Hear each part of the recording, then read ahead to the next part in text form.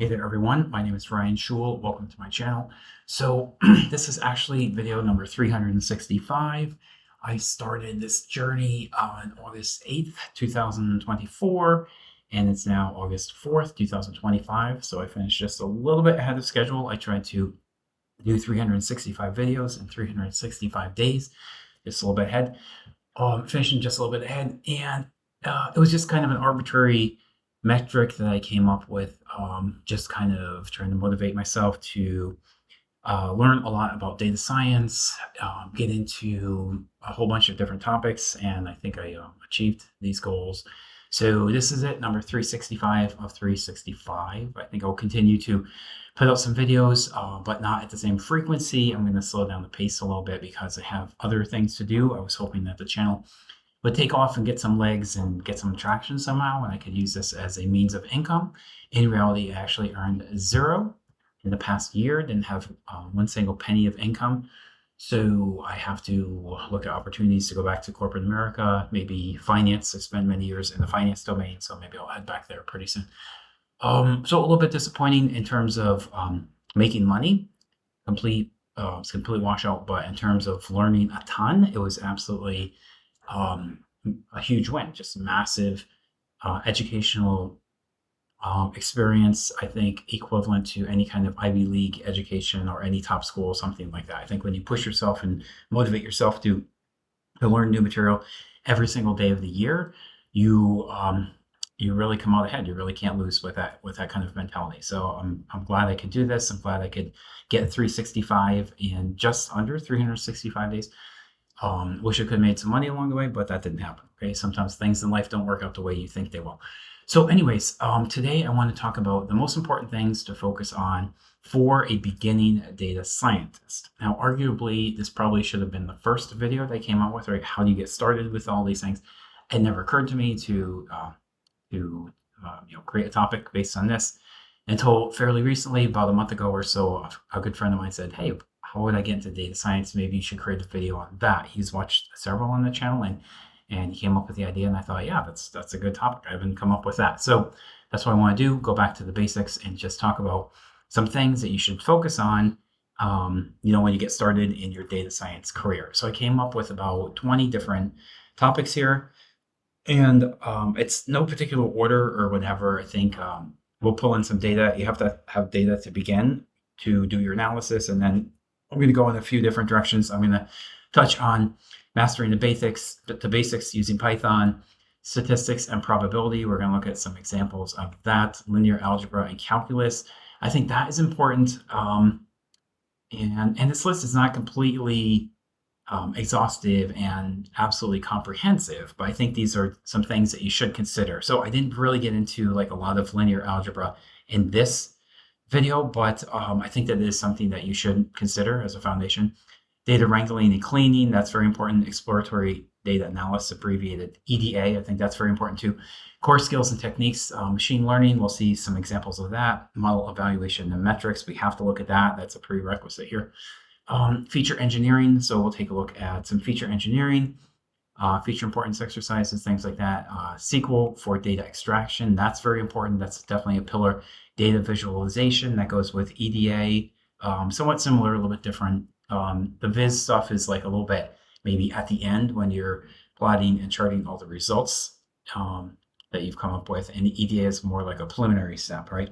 So also using GitHub and version control, I think, is very important. I used to do this a lot. These days, I don't really do that anymore because there's no need for that, but I think that is important as well. Jupyter notebooks and IDEs. This is integrated data environment or something. What is that? No, ID integrated data. What is an IDE? I actually forgot that. Give me a second here. Google this thing. These are just notes I came up with. Okay, IDE.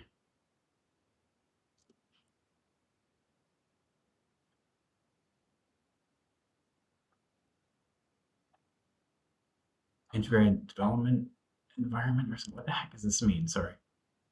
Integrated development environment. Yeah, that's it. Okay. So Jupyter Notebooks IDE, this is the environment that you work in. APIs and web scraping, I think that's important. Cloud platforms and SQL databases, definitely important. Basic development skills, that goes with Python. APIs, Streamlit, things to present your findings, ways to deploy your models, that's important too. Project and storytelling. So this is very important. This is absolutely essential for any data scientist at any level, beginning, intermediate, or advanced. You have to be able to tell your story and convince your user base, or what is it called, user group, um, your clients that you work with, end users, whatever you want to call the people that you're working for. You have to be able to tell a very rich story that's compelling and captivating and get them on board with it. Okay, so I've had jobs where I tried to communicate the message and it wasn't really received, or people were a little bit older. Sometimes they're called, what is this, the term? Uh, Forgetting now. Get not what is this? Luddite. Okay, some people are Luddites and they're just afraid of technology. Some people are just skeptical of statistics. They don't believe it, right? So your job as a data scientist is not just to do all the analytics and the forecasting and the science and all the machine learning and deep learning and artificial intelligence. That's definitely part of it, but there's more to that too. You have to take the final results and make sure that the end user understands that, and that your models get implemented. I've had jobs where everybody loved what I was saying, but they just wouldn't get on board with it. There's an old saying, you can lead a horse to water, but you can't make the horse drink the water necessarily, right? If the horse does not want to drink that water, it's not going to drink the water, period, right? But your job is to try to overcome that resistance, right? Manage the resistance. That's part of the job. Communication is important, right? Communicating the results of your findings, showcasing your modeling, the output that you've come up with, right? And get people to get on board with that. Otherwise, you did your job and you're getting paid, but nobody's actually using your model. Nothing is being implemented. No problems are being solved, right? Because your model is just sitting on the shelf. I bet 90% of the time I've worked with professional data scientists, and their models are just sitting around collecting dust. It's never used, and that's really unfortunate to have somebody that's very good at what they do, the craft that they're professional at their craft, but they just can't get their models implemented because people just don't understand it or don't believe it, or whatever the case is, right? So you have to manage that resistance and overcome that, right? Have a professional mindset at all times. Be self-aware. I mean, like some things I don't even think I have to say, but you have to be self-aware too. Some people just are not. They think everything is whatever, and in reality, maybe that person is perceived quite different by their colleagues, right? You have to be self-aware, and if you have a big disconnect between how you think you are projecting and how your projections are being received by other people, that is zero self-awareness, right? You have to understand what other people see and cater to that, or change your angle to a little bit to get them in align with where you believe you are too, or change yourself or change their perception of yourself. So I think that's important too, okay? And continue to learn constantly. So let me show you a few examples. I don't want to suck up a whole lot of time here, but let me show you what I think is probably, and again, this is not comprehensive by any means because you can continue to learn. This is just a small subset of what data science consists of and what machine learning is founded on, but I think it's a good start nevertheless, okay? So I have something on my desktop. It's called industry.csv. I want to import that into a data frame and display the data frame. And then I want to go to this website also and capture this information. So if I put this into a browser, you should be able to see the file here. Control Enter.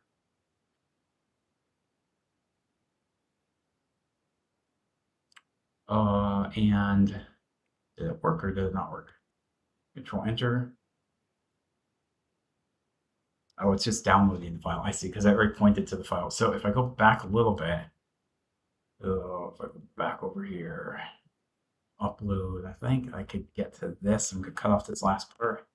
I think I should be able to get there. No, it doesn't even let that, right? Maybe that's...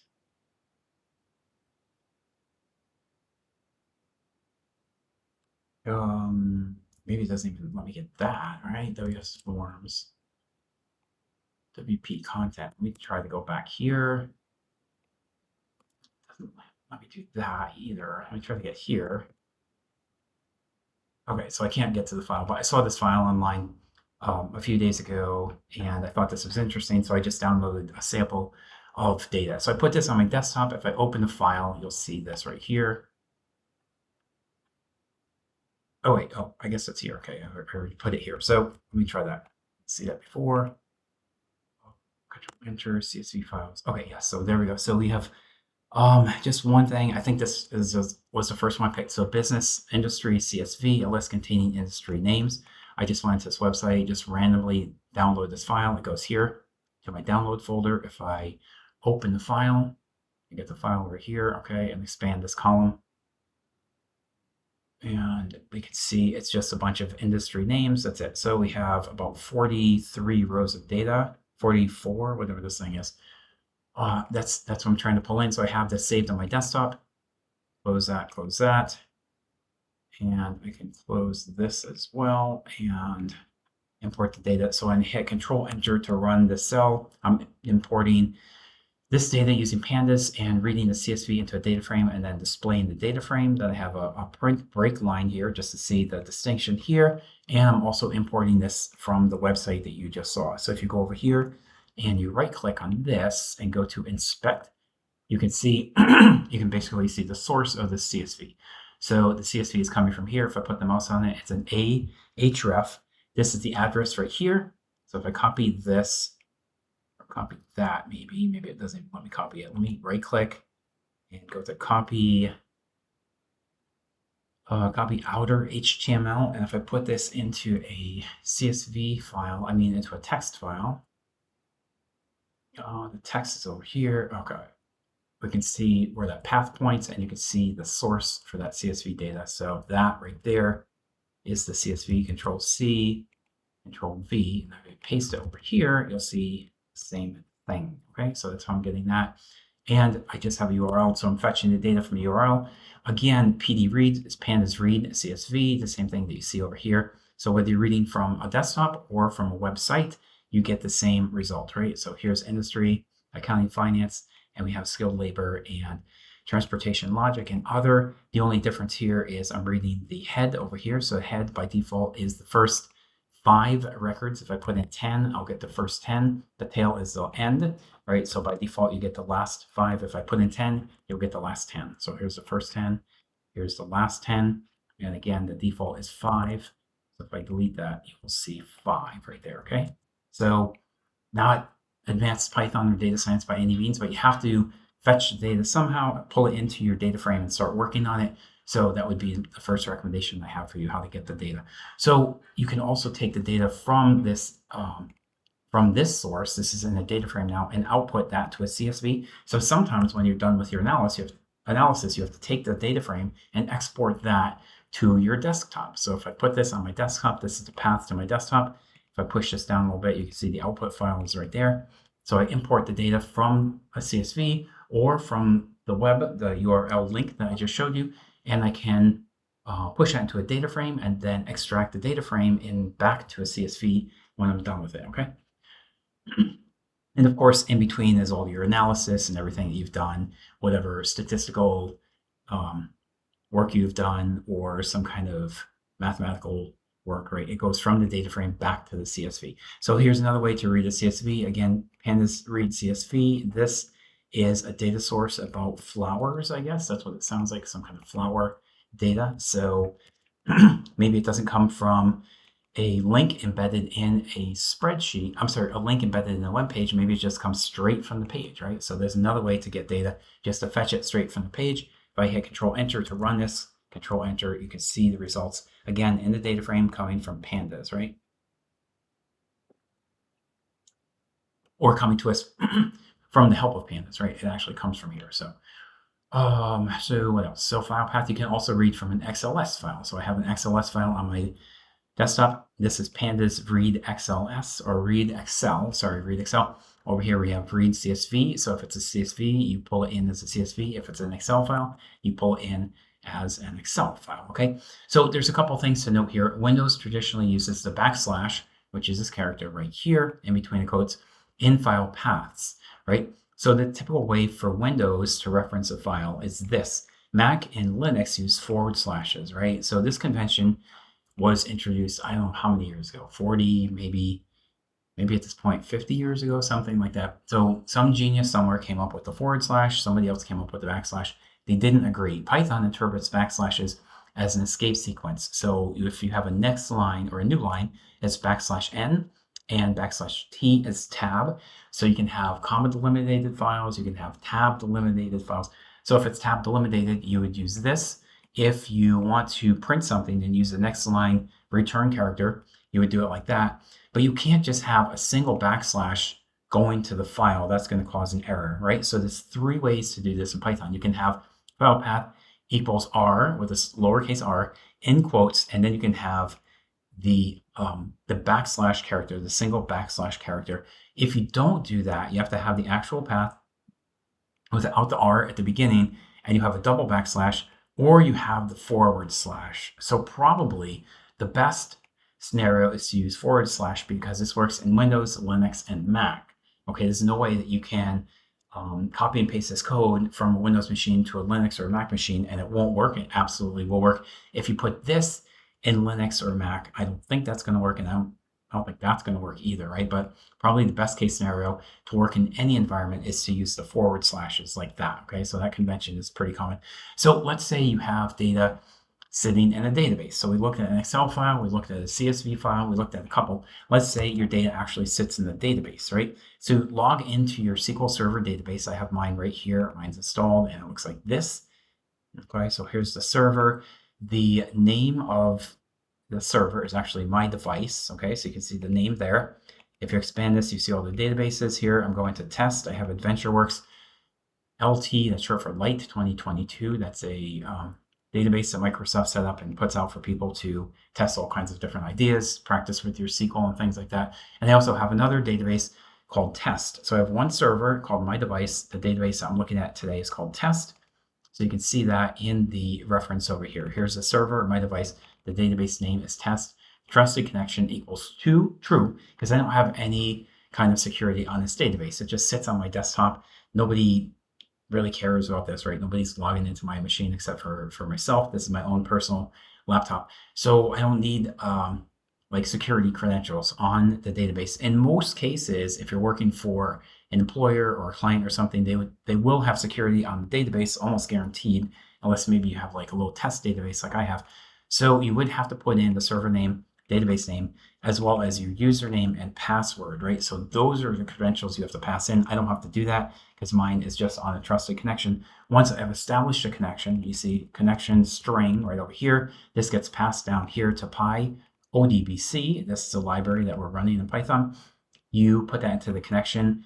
You run your query. Here's the query, right? So we have query, comma, con. This is the connection. This is the SQL query, right? And if I even print this, print, you can see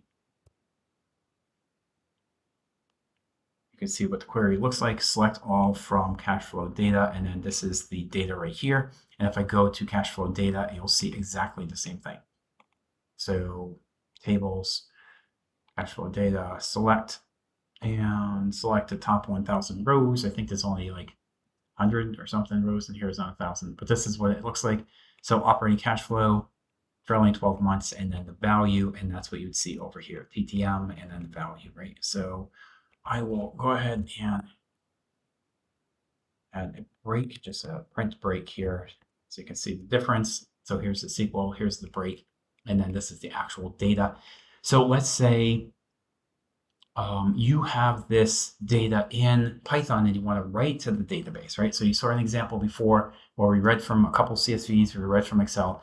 That went into the data frame. Okay, it's saved in the memory of my laptop. It's preserved in memory. But if I want to write it back to a CSV, I could do that. I could go from data frame to CSV. And if I want to write that from my data frame into a new table, I can easily do that. So I could do all the analysis in Python and then send the results back to SQL Server. So I have the connection string over here. This is my device. That's the name of the server. If you look closely, it's called my device, right? If I go up here, there's my device. The name of the database is called test, and then the table that I'm writing to, if I hit refresh, you'll see that over here, expand tables, and you will see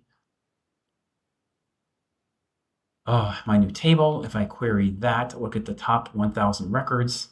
That is my cash flow data. So I have operating cash flow, TTM, and then the values 1221405090 or whatever the thing is, right? And you see 281 rows, and that's what you see over here, 12214590. And down here, you see 281 rows. You can see on the bottom left and the bottom right too. So we took everything from the data frame, wrote it back to the server.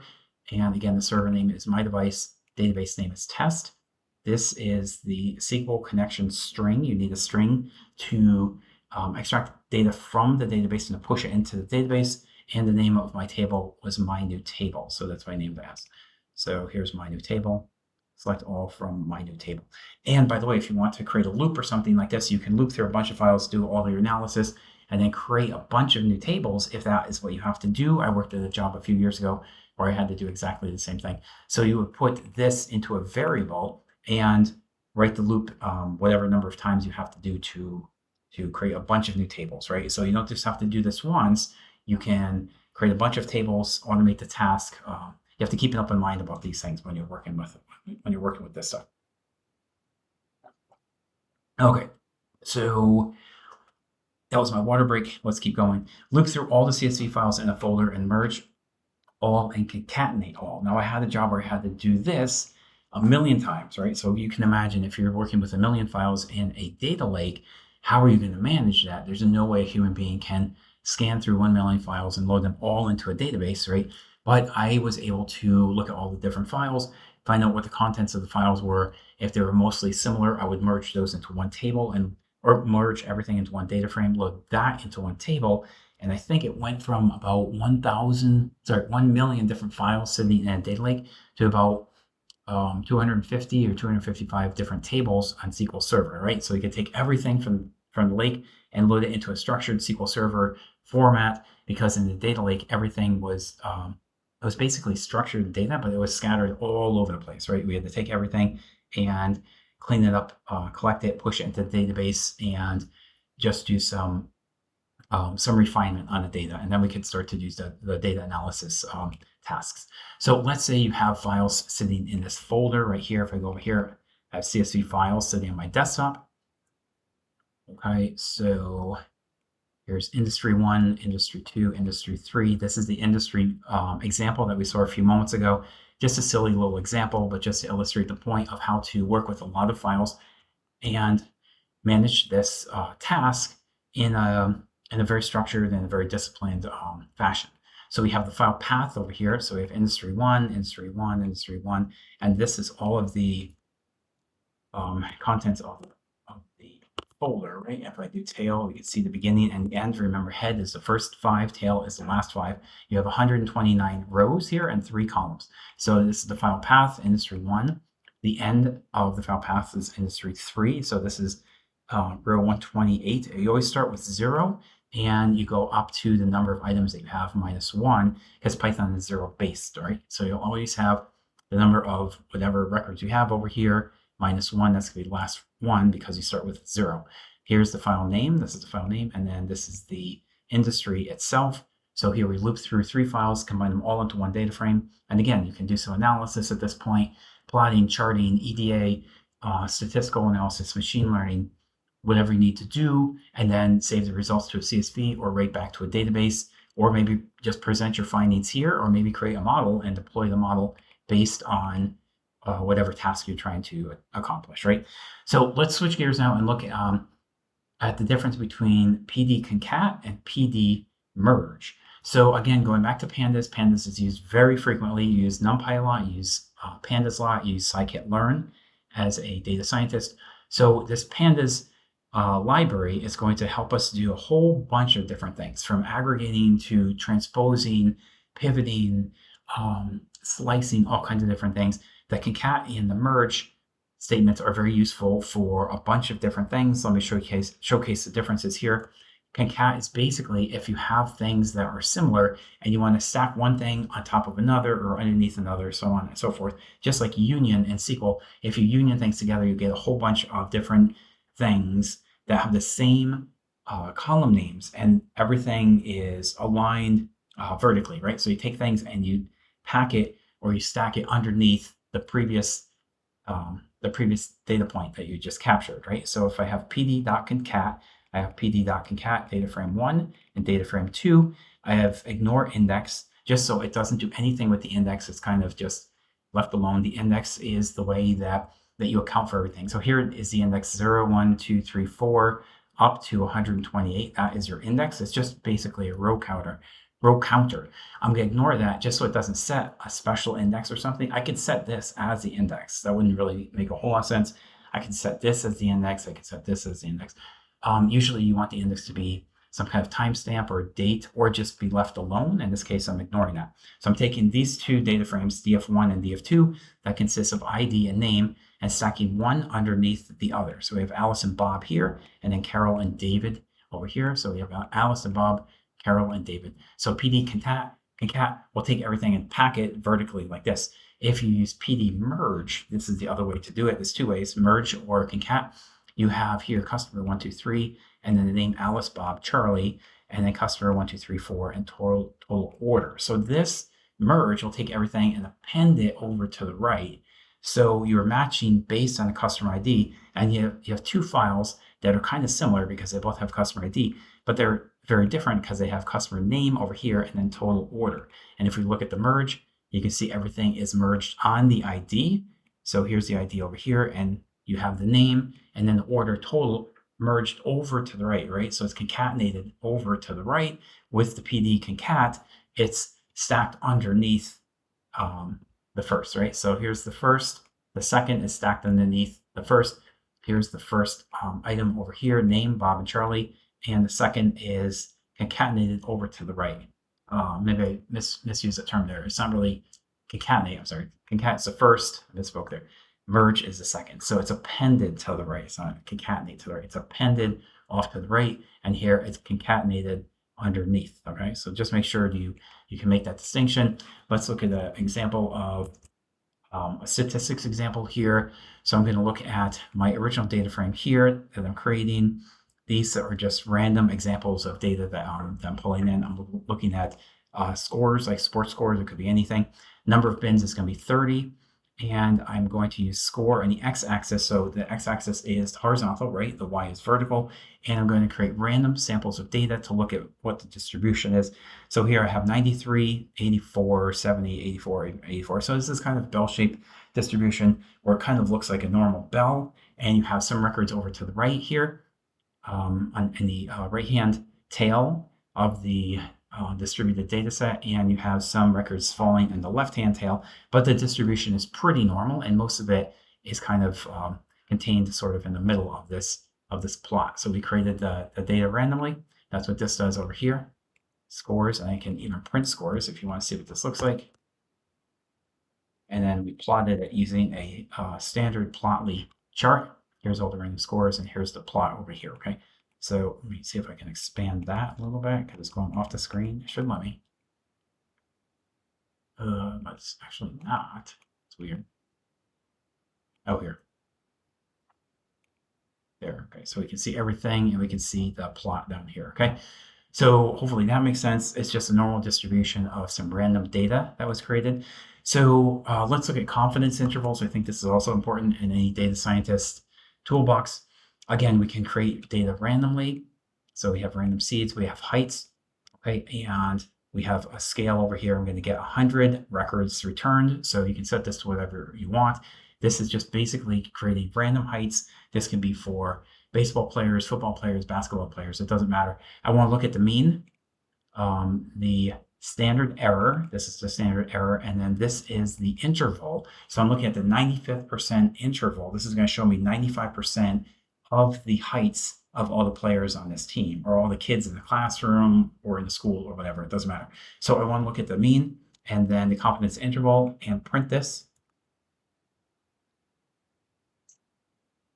Okay, so the mean height is 68.18 inches, and I'm setting this kind of as a flag. So this is going to be where the model starts from. So 68 inches, I think is pretty normal. I think that's about 6 feet or something like that. I don't know offhand what is 68 divided by 12.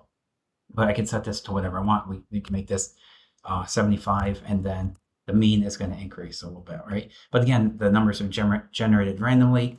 This is 74 to 65 and 75 to 71. This would be 95% of the records fall within that range, and the average of the range is 75. I think 68 is pretty close to 6 feet, so I'll go back to that.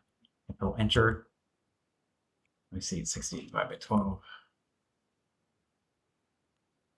5.5 feet. Okay, so that's fine. So I think 72 would be 6 feet, and that's totally fine. That's probably the average height for most people, probably in the U.S., maybe the whole world. Okay, so let's look at an example of hypothesis testing.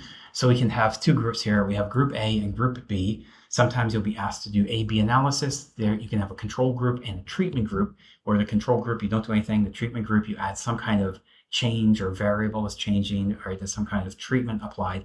And you want to look at, is there a statistical impact, a statistically significant impact if you treat the group, or if you manage the group somehow, what is that impact going to be? And it could be anything from displaying colors on a web page. Is somebody going to click on your ad or click on your link and engage with your business and make a purchase from you, or not? Maybe just based on the color or the type of font that you use or something like that, that could motivate people to click on the link and to buy your product, right? So to do A/B testing, you'll compare two different outcomes and see if there's a statistical influence. If it is greater than 1.96 or less than negative 1.96, if the t statistic is greater or less than those cutoffs, then there is a statistical relationship, and you can ignore the null hypothesis and accept the alternate hypothesis that there is a relationship between an event happening and a certain outcome, right? You change the color on your web page and a person will click the link. So in this case, there actually is a significant relationship. This is less than 1.96 negative, right? And you look at the p-value too. If this is lower than 0.05, it's considered statistically significant. So these two are used together. Again, greater than 1.96 or less than negative 1.96, and less than 0.05, you have a statistical relationship. That's what this shows. Statistically significant difference. Reject the null hypothesis. So it's good to know about that. Let me pull in some classical empty cars data. I like this data set a lot. I've used this quite a bit in several of my other videos. This is basically just data on cars. So you have different models over here: miles per gallon, number of cylinders for the engine, the displacement of the engine, horsepower, and so on and so forth. So when I go ahead and pull in this data, I can do a simple EDA. This is exploratory data analysis, and see what this data looks like. I'm going to expand this a little bit. I want the chart a little bit bigger, so I'm going to make this 800 bits or bytes or whatever that thing is. Pixels. I think it's pixels in this case. So here we can see a scatter plot here, and very quickly and easily I can see the horsepower on the x-axis. The y-axis has the miles per gallon, and I can see the Toyota Corolla has pretty low horsepower, but excellent miles per gallon. If you get in here to the sports car Maserati Bora, it has quite a bit of horsepower and less miles per gallon. So this is pretty much going to be a high correlation between the number of cylinders and the miles per gallon, right? The bigger the engine, the more the cylinders, the less miles per gallon, but the more horsepower, right? So as you increase horsepower, miles per gallon usually decreases pretty much linearly in that respect, right? So the more the horsepower, the less miles per gallon, and vice versa. So we can see that pretty easily. So let's move on to another example of working with data. Sometimes we have to standardize the data using a z-score scaling. So the reason that we would do this is to get everything. What was I complaining about now? You cannot convert. Oh yeah, it doesn't want that. Okay. For this, I think I just have to reset the index over here. So give me a sec. It's weird that I ran this the first time. It runs fine.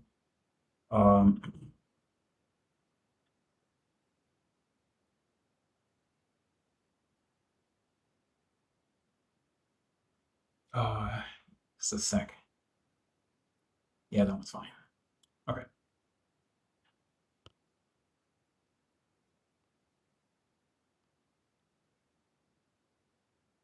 Let me see what this error is barking about, because I did this before. I probably just have to reset the index on that. because it's looking for, basically looking for numbers, but it's getting this letter over there, so it doesn't know how to handle that. That's coming from, oh, this right here. It doesn't like that. Oh, so I just have to exclude it. Okay.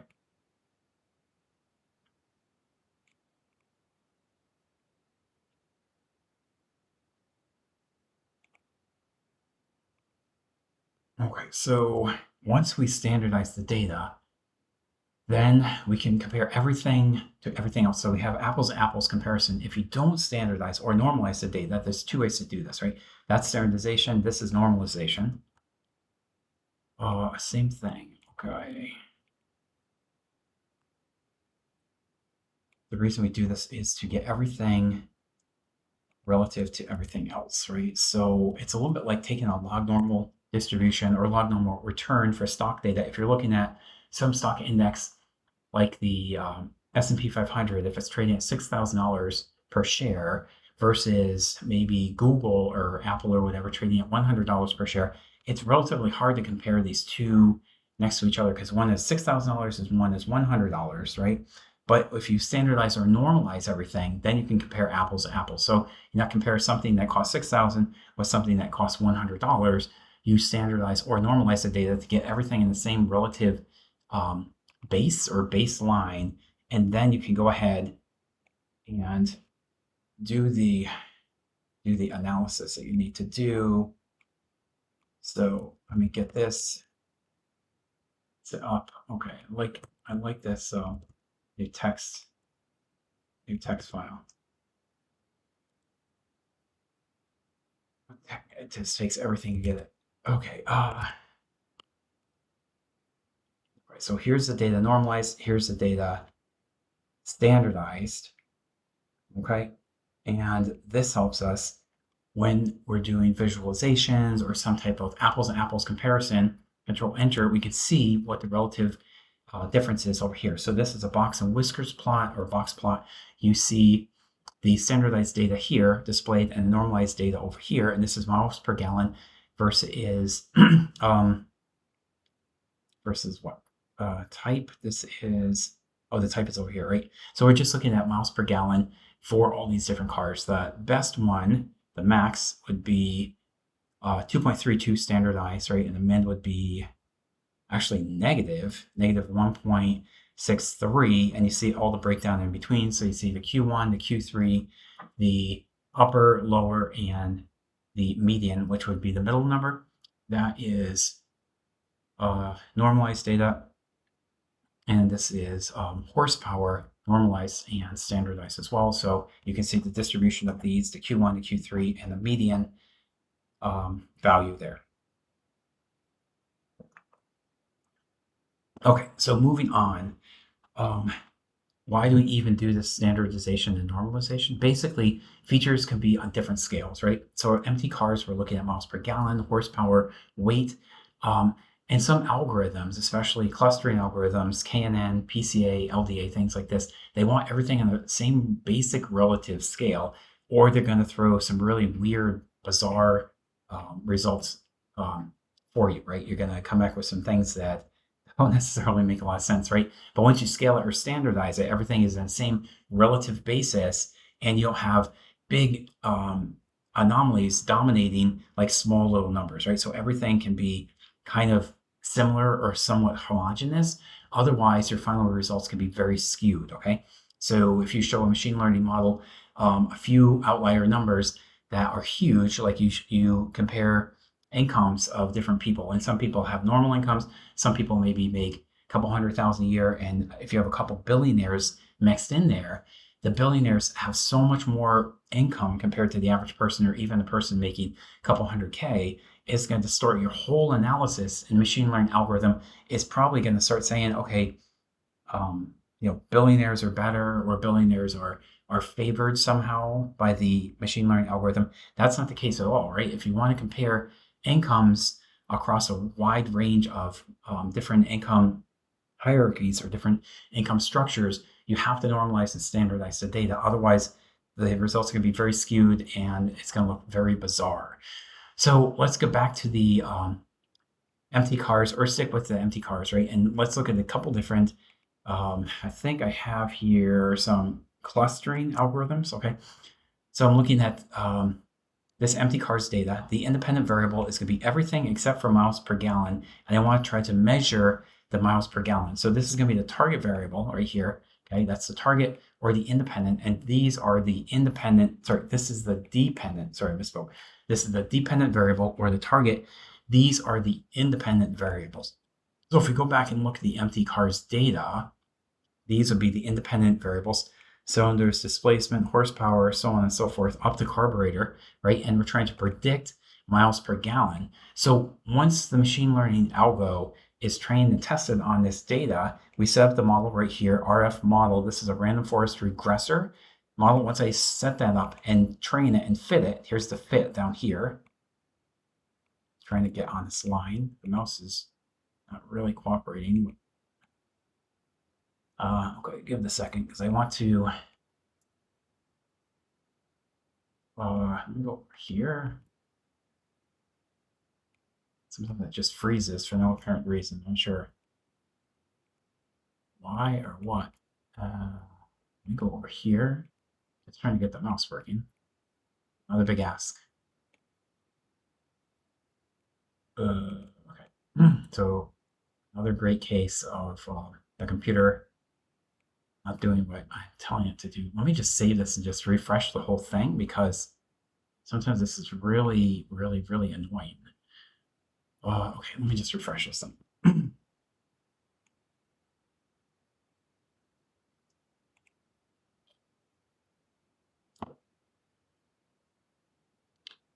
Okay, so back in business almost. Okay, let me get down here. Okay, that's what I want to show you. That was it, guys. Just trying to click. The mouse doesn't work. No idea why.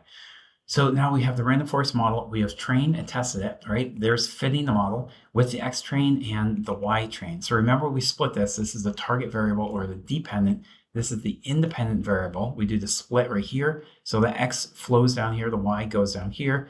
We have the X train, X test, Y train, Y test.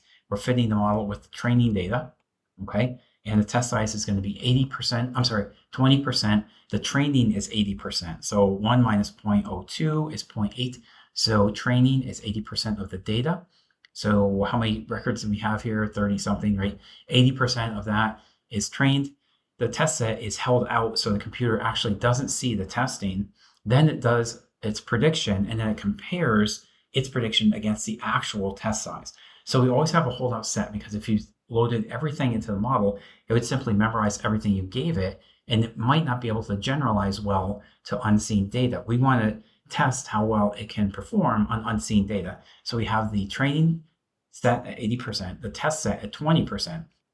It'll make a recommendation or prediction, then compare that to the test actual number, and based on how closely these two line up, then you know how well the model is performing.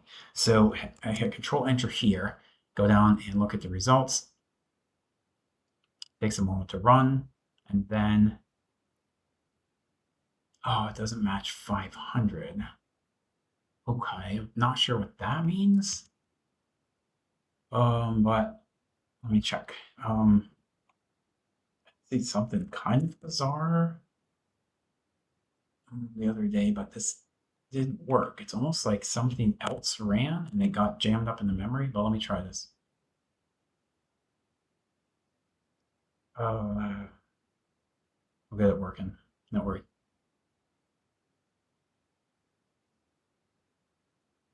I don't need that anymore. Let me close that down.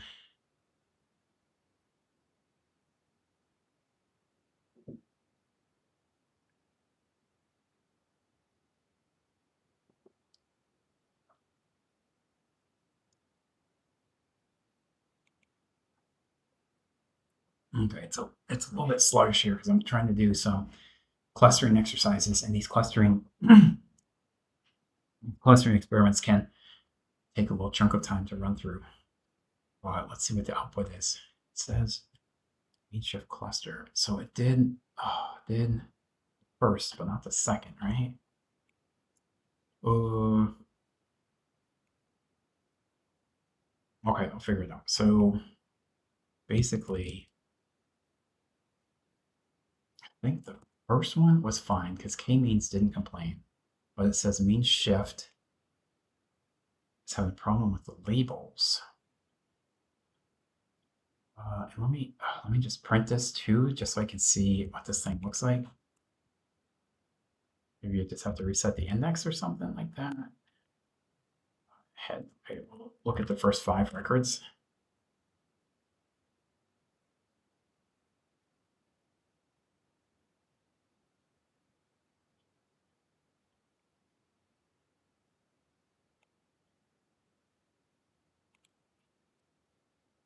Empty cars, mean shift clusters. Okay, so I think the problem is coming from here and here. And I did play around with these, so I think this is actually my fault. I was fiddling with this thing the other day. So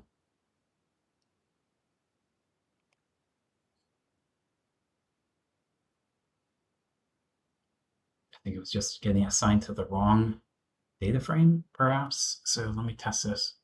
So let me take you through the code. So we're doing the training, testing, splitting, like I explained before. Here's the train test, y train test. There's the x for the independent variable. The y is the dependent. We're trying to see how well the model can make its predictions, right? So we have the training data, then the testing. We're going to get an R scored, which shows you the goodness of fit between what the model is recommending and what the actual test set looks like, right? So the model predicts a score, then you compare it to the test score, test comparison, score, test comparison, on and on like that until you get a final result.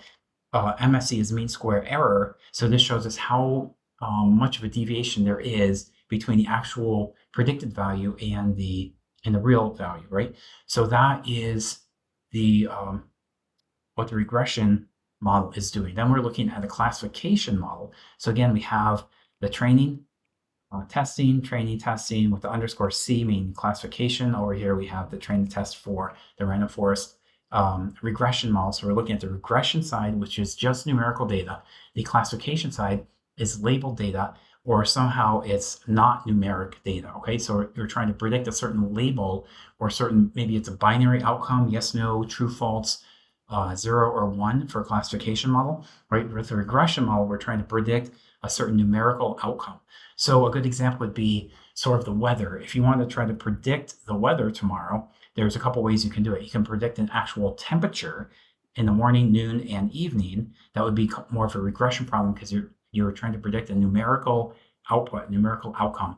A classification solution for the weather could be sunny, it could be cloudy, it could be a combination of sunny and cloudy, it could be hot, cool, warm, something like that, something that's not numeric, right? That would be a classification problem, and anything that's numerical would be a regression problem.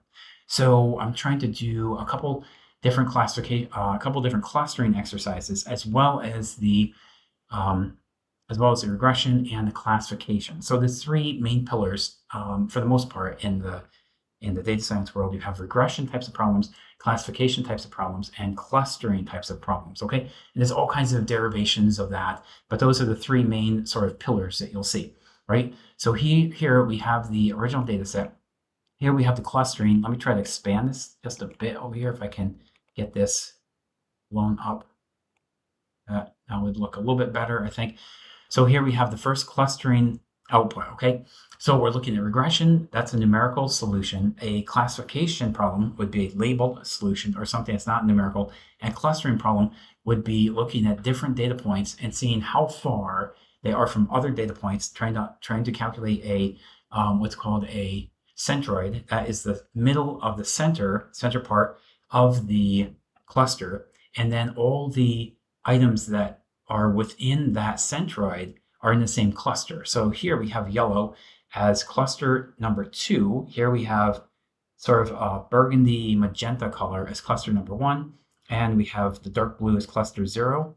Okay, so these burgundies over here all kind of go in the lower sort of middle area, even though they're spread around from lower horsepower to upper horsepower. they're all in the same cluster. These over here are all in the same cluster, and all the yellows are in the same cluster. So that's the k-means clustering. This is the mean shift clustering. So now the clustering is done slightly differently. I can't get into all the details of all the calculations and the numerical inputs and outputs of all these clusters, but you can go ahead and Google that and find out more information. Basically, everything that's homogeneous goes into the same cluster. If it's heterogeneous, it goes into a different cluster, but is clustered with items that are homogeneous to that cluster. So here you see cluster number 1, represented by the burgundy. These yellows are cluster number 2, and the blues are cluster 0. Okay, so just different concepts, different mathematical representations for these different clustering techniques. Okay, so here the cluster is 0, and all these blues are pretty much together. Here we have a sort of an orange color. We have a couple yellows. This is cluster 3. The orange is cluster 2. This is cluster 0, and the purple is cluster 1. So this is just different techniques or different methodologies for doing clustering. This last one is very interesting. This is called a dendrogram. And again, you can see 2 types of clusters. You can see the red and the blue. And you can tell that there's basically 2 groups over here represented by the 2 different colors. I'm sorry, blue or green, represented by the blue and green. So everything that falls into the red cluster goes over here, and everything in the green cluster goes over here. So this is interesting. In this case, we actually have 4 different clusters. We have 0, there's 2, there's 3, and this is cluster 1 in purple. And here we have 2 different clusters, right? So you have to sort of understand what these different methodologies are used for, what's the best case, what are you trying to accomplish, and then pick the right clustering algorithm to meet your needs, right?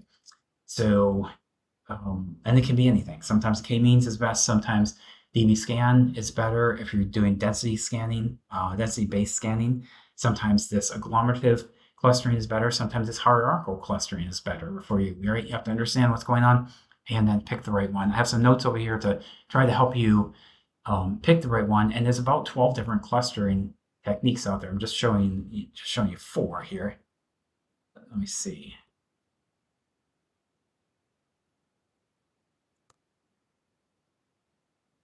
Then types in machine learning. This is good. Oh, wait, scikit-learn. Do scikit-learn. So this is the basis for all these clustering techniques, and I think there's about 12, give or take. All right, you can Google that. I'll let you take a look at that, and you can find a lot of documentation over here in the scikit-learn literal documentation. This explains everything about how these clustering techniques work. So 1, 2, 3, 4, 5, 6, 7, 8, 9, 10, 11, 12. So I guess it's 12 now, and you can take a look at those. So so back to business here. So I have the k-means. I have some notes, mean shift clustering, some notes when it's appropriate to use these, what's the best case use case scenario, and so on and so forth. So now let's look at some actual machine learning. So like I said before, with regression, you're looking for some type of numerical recommendation or outcome or predicted probability or something like that. With classification, you're looking for a labeled outcome. So small, medium, large. You could classify different types of fruit as a watermelon, as a banana, as a pumpkin, or something like that. Pumpkin, even a fruit, I'm not sure. Whatever you're trying to do that's not numeric is going to be a classification problem. If it is numeric, it's a regression problem. If you're doing clustering, then that's just a totally different approach. That's a clustering problem, right? So regression and classification are considered, what's the word? Supervised, right? These are supervised because you're supervising the technique and telling the machine what the outcome should be, and then it's trying to make a predicted outcome, and then you match to see how closely they are. For unsupervised, it's that is more of a clustering type of technique, and you're not telling the computer what to do. The computer tells you what to do. So you take everything, throw it into the clustering algo, and it does the work, and it makes the predictions, right? But you have no idea what the outcome is going to be, and there's no basis for comparison because it's unsupervised learning. In the supervised, it's either regression or classification. You know what the outcome should be, and you're trying to get the computer to learn to make predictions to be as close as possible to the outcome. So when I run this on the empty cars, you can see this is a regression type of problem. This is a random forest regressor. And we're trying to predict the miles per gallon for each of these cars, right? So again, this is the independent variable. X is the independent, Y is the dependent, and we're trying to predict what the outcome is for miles per gallon based on the inputs for different features that we're looking at. Remember, it's the weight of the car, the number of cylinders, the horsepower, things like that. Based on that, we're trying to predict the miles per gallon. So this model is getting about 85.9% accuracy, about 86% accurate. And the MSE is mean square error. Given any predicted miles per gallon, it can be off by about 5.6 miles per gallon. So over or under when it's making the prediction. So you want this number to be relatively small. Smaller is better, and larger is better over here. So close to 1 would be ideal. If this is 0.9 or 0.98, you have almost perfect fit with your R-squared or R-squared prediction for the model and the actual number that it should be that should achieve. And the higher the R-squared, the lower the mean square error. All right, so you want this kind of close to 0. Lower is better. So here's in my notes I have this is 0.86, so 86% of the miles per gallon is explained by the model. So about 14% of the time it might make a mistake. The mean square error means 5.63 on average. The square difference between the predicted and actual miles per gallon is 5.6. So when it makes a prediction how many miles per gallon the car can get, it can be off over or under by 5.6 miles per gallon.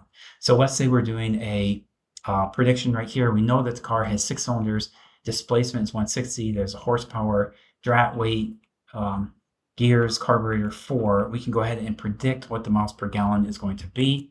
Okay, because the model has already been trained and tested. You can see that over here. Here's the split for the X testing and training. Here's the training for the Y, and then the testing for the Y. Here's the model down here. We fit the model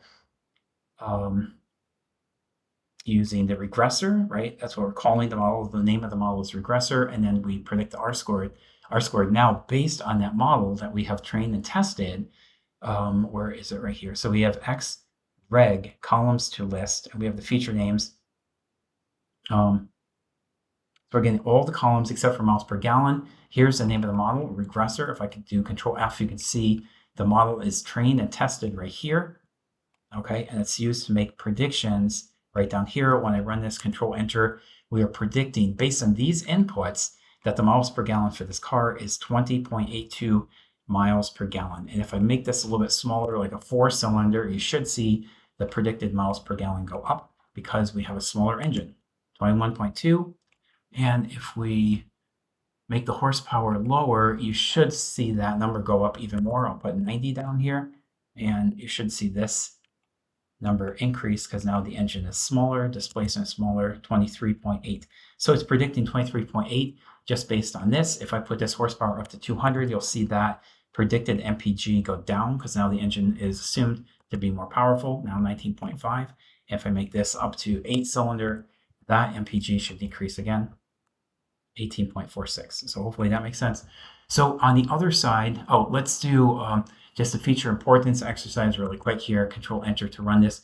So based on the model being trained and tested, I have all the columns over here, and the model name was regressor, right? I think that was it. So I have the features and the model that comes from the columns, and I can go ahead and then see which features have the most predictive influence on the target variable, which is miles per gallon. I just ran it. I'll just do it again, just for fun because I like running things. So you can see the weight, the displacement, and the horsepower are the 3 features that have the most influence on the miles per gallon. That totally makes sense to me. The heavier the car, the fewer miles per gallon, the bigger the displacement, fewer miles per gallon, and the more horsepower, fewer miles per gallon. If you decrease all of these, then your miles per gallon is going to increase, right? So you can see which features have the most influence on the target variable, again, which is miles per gallon. So let's look at another example over here. And we're almost done, guys, by the way. So just hang with me here. So now we're going to look at a random forest classifier. So here's the model over here. We use a classifier, fitting, training, and testing the model over here. Just like before, we have the X train CLF, that's short for classifier, Y train CLF, If you look close, we did exactly the same thing over here. X-train regressor, Y-train regressor, then X-train classifier, Y-train classifier. So we set the model right here, and we are making predictions on the output of the model. Now, remember I said when you are working with the classifier, you don't predict numbers. That's a regressor. You predict labels. So I want a mile per gallon label prediction. Okay, so I want the model to tell me what kind of label am I going to get over here. It's going to be a 0 or 1. It's binary, and the miles per gallon is going to be basically determined by this: miles per gallon greater than median miles per gallon. This is going to be efficient. So this is an efficient vehicle if it gets a label of 1, otherwise not efficient, right? So if the miles per gallon is greater than the average miles per gallon for the whole group, all these cars, then it's going to be considered efficient. So these cars are efficient. You can see the label over here in the data frame. This one is not efficient. If we look at the miles per gallon, this is lower miles per gallon than the average. It has a bigger engine, 8 cylinders, and more horsepower, 175. So of course, MPG label is going to be 0, not quite as efficient as these cars over here. That's higher miles per gallon, higher miles per gallon, lower miles per gallon. So this gets a label of 0. So Control Enter to run this. I get the results. For class 1, the precision is 1.0, which means every time the model predicts 1 as it was correct. For 0, the precision is only 0.5, so half of the predictions for the class were incorrect. So this is how you interpret a classifier. Before we had the R-squared and the MSE, the mean square error, right? Now we're looking at precision, recall, and F1 score. So for this group, the 0 group, which is the less efficient cars, right? Lower miles per gallon, the precision was about 50%. Half the time it's right, half the time it's wrong. For the more fuel efficient cars, 1, if this is a label 1, this was 100% correct. The recall was 60%, but here the recall was 100%. And here the F1 score is about 2/3, and here it's about 3/4, okay? And then we have the accuracy, the average accuracy down here, and the weighted averages. So recall is the sensitivity to true positives, right? Class 0 is 1.0, meaning that all the classes were correctly predicted. That's right here, 1.0, and this is 0.6, means that recall is only 60% accurate, right? So that could be a little bit better. We might want to take a look at this if we train or tune the hyperparameters. That would be one way to get this number higher. This is already 1.0, that's perfect. This one's perfect. This one, we would probably want to either pick a different model or work on hyperparameter training, which gets a little bit more sophisticated. I'm not going to talk about that on a basic entry-level beginning science kind of course. That's what this is. But there are ways to get this a little bit higher, right? That would probably be an objective or next step here. So like the classifier, we can go ahead and make predictions whether or not the car is fuel efficient. Remember, 1 means fuel efficient and 0 means not fuel efficient. If I input these variables, just like you saw before, the model was already trained and tested. We saw that before. The name of the model is classifier. That comes from over here, right? Classifier equals random forest classifier. So we're setting a name, we're fitting the model right here, and then we're using this train, test, and fit model down here. So we're making predictions on the input data frame. Okay, so the input data frame comes from here. User input comes from here. So you can see everything just flows down. You can see the flow of everything, right? So we have 4-cylinder car, displacement is 160. Okay, weight, gears, carburetors, and so on and so forth. We are predicting that this is a fuel efficient car, and the degree of accuracy or confidence of that prediction is 98%. So this is a fuel efficient car. If I change this again, like I changed before, from 4 to 8 and made the horsepower 210, it's probably not going to be fuel efficient. Let me see what this thing says. Oh, it still says fuel efficient, but now it's 56% confident, not quite as confident. If I increase this, actually, let me jack this up to 290. I bet this will not be fuel efficient anymore. Oh, it still says fuel efficient. Weird. Okay. That's fine. But now the confidence is way lower. It doesn't know if this is fuel efficient or not. Let me put this up and maybe that. Oh, now the confidence is decreasing, but it still says fuel efficient. I can look at that. I can take that offline. That might be something that might be a little bit buggy, but it's okay. I think it's still pretty accurate. If I go back to here, 260 and make that 110. So this is going to be a pretty much fuel efficient car. 85% confident. If I make that displacement lower, the model is 97% confident that this is a fuel efficient car. So that looks good. Again, this is the feature importance. These are the features that have the most statistical impact on the target variable. Again, miles per gallon, that's what we're trying to predict. So now we see weight, displacement, horsepower, cylinder. Over here, it was weight, displacement, horsepower, cylinder, same order, but different, slightly different level of importance. So here I see 0.078. This is 0.36. Here it is 0.24, and the cylinder is 0.19 in terms of influencing the target variable, which again is the miles per gallon. So that's it, everybody. That is my take on what you should know as a beginning data scientist, from extracting the data from different sources, from a CSV, from an Excel file, from a database, doing the analysis, saving the data frame back to a CSV or writing to a database, using EDA to do exploratory data analysis, understand the plotting and charting, using plotting and charting techniques on your data, understanding the dispersion of data. Are there fat tails or skinny tails? Is it normally distributed? Is it not? Doing correlation analysis, right? And things like that, just to understand what the data means, and then setting up your machine learning algorithms, whether it's regression, classification, clustering, things like this, right? So I think these are the most important techniques that you need to learn as a beginning data scientist, and then go from there. And there's all kinds of directions you can go. You can go very deep and very broad with this stuff. If you've seen many of my other videos, I get into all kinds of screen scraping things and very advanced analysis and all kinds of probability. What's the probability of this happening? What's the probability of that happening? Things like that. I've done a bunch of optimization scripts at this point, so you can check that out as well. So you can go in many, many, many different directions in your career and focus on all kinds of different things, whatever gets you excited and gets you out of bed in the morning. So that's it. I'm going to wrap it up here. I'm over an hour. I try to keep these videos short, but I knew this one would go pretty long because it's covering a lot of stuff, guys. We're covering a lot of stuff. This is a big foundation that needs to be laid as a beginning data scientist. And if you build a very strong foundation, then you can build a very high career, right? If you have a weak foundation, things are going to crumble. If you have a strong foundation, things are going to be very stalwart, very strong, very sturdy, right? Very stout. So that's it. I'm going to wrap it up here. I am going to save this file and share it with all of you, so you have all the code. I'm going to share the code when I share the video. I'll drop the video later today. And again, this is number 365. I've done 365 since August 8th, 2024. So I finished up about 4 days ahead of schedule. So I'm pretty content with that. I'm pretty happy with the way everything turned out. And it's been a journey, guys. It's been an absolute journey. I learned a ton doing these videos. So I might continue, I'll probably continue to put out some new videos here and there, not at the same frequency and not at the same pace. This pace was pretty fast to do one per day.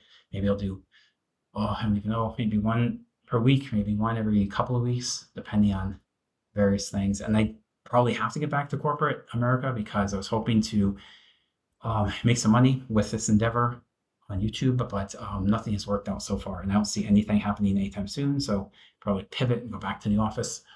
Not thrilled about that, but what can you do? Right? Sometimes things in life don't work out the way you think they will. So anyways, yeah, I'm gonna wrap it up here. I'll share all the code with you guys. I'll drop the video later today and you'll have everything you need. If you have questions or comments, post that in the comment section. Love to hear the comments. I love the feedback. And thanks so much for sticking with me for 365 videos and 365 days.